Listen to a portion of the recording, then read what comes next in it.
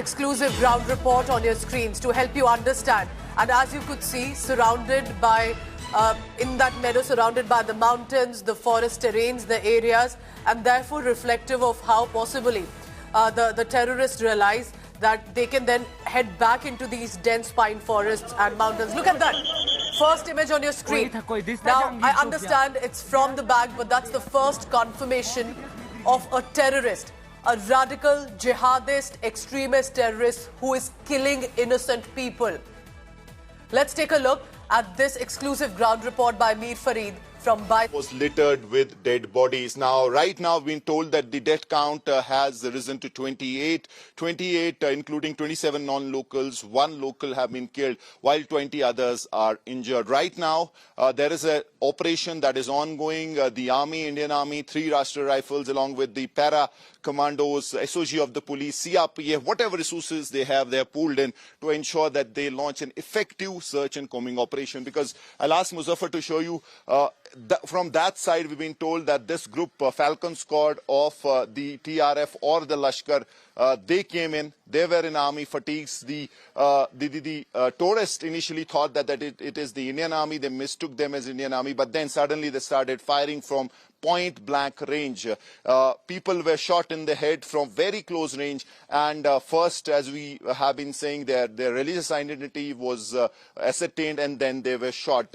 It is a dense forest area. One can clearly see there are at least 2-3 mountain ranges on that side. So this is not an easy operation for the security forces, because if they have chosen this area, they have chosen it because they know that they have an escape plan. It will take time for the security forces to react, to reach this location, at least a 1-hour reaction time, because you have to come on foot, on horses, or ATVs. So they took their time.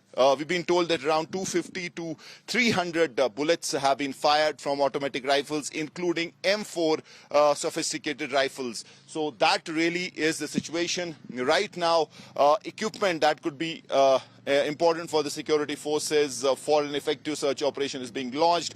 Continuously, we can also hear the sound of choppers which were hovering over UAVs, drones, and that really is the situation right now. Search operation ongoing in Baisaran, and as far as security forces are concerned, massive mobilization. Have been told that around 1,500 to 2,000 troops have been mobilized, and they are scattered in various parts of this particular forest area. I'll ask Muzaffar to zoom in. As you can see, this is the army operation that is happening. This place is a meadow, but in between you also have vantage points that had been made, and it was bubbling with tourist activity when this happened. So quite clearly, one of the biggest terror attacks of recent times, purely if you talk of civilians being the target, and the response now is something that everyone is waiting for. What kind of response do the government does plan? You have a CCS meeting. You also had Amit Shah in Srinagar trying to speak to the local commanders, to the local leadership, and see what can be done right now to, one, provide relief to the injured, and also launch an effective counter operation against this squad. With camperson Muzaffar Ahmed, Mir Farid, Baisaran for India Today. I want to add here to the viewer, please know that my colleague Mir Farid didn't simply land up at the location. From the usual tourist location, the terrorists chose a trek location, a destination which is an hour-long trek at least. It's a non-motorable road, which means that these terrorists who you see firing at innocent people knew that if they choose this destination, it will be very difficult for the reinforcements of the security forces to come in time. And I want to play out some of the visuals that we have from that ground report. We'll continue to play it out for you. 2:30 p.m., between 2 to 2:30 p.m. when this massacre happened. What does that mean? A lunch break hour, people sitting together in the breakout area where they were having a meal, relaxing with their children, enjoying the weather, when these brutal, brainwashed terrorists came to kill them. It's a reminder of the kind of strategy at play. This is pure heartlessness. To not even think twice that you're about to kill innocent individuals who are only on a holiday in their own nation. And that's what is happening. And we'll play out that ground report. Look at that image on your screen. image on your screen of the terrorist, and agencies are looking at, of course, more and more visual evidence to be able to identify if these were Pakistani terrorists, local terrorists from Kashmir, how involved were they with any sort of local support. I want to now go live to Mir Farid, whose ground report that we looked at. Farid, for the benefit of the viewer watching right now, help us understand. People would think it's Pahalgam, which is a massive popular tourist destination, but you and I know that Baisaran is in the upper reaches. It takes a while to reach there. Tell us more and why possibly this destination was chosen.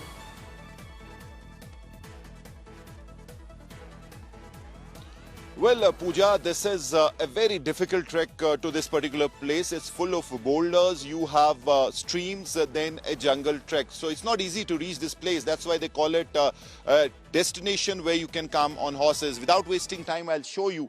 This is the location. Now, Army has sealed it. This is Baisaran. And in fact, I'll ask Muzaffar to come this side. This is the meadow where all this carnage took place.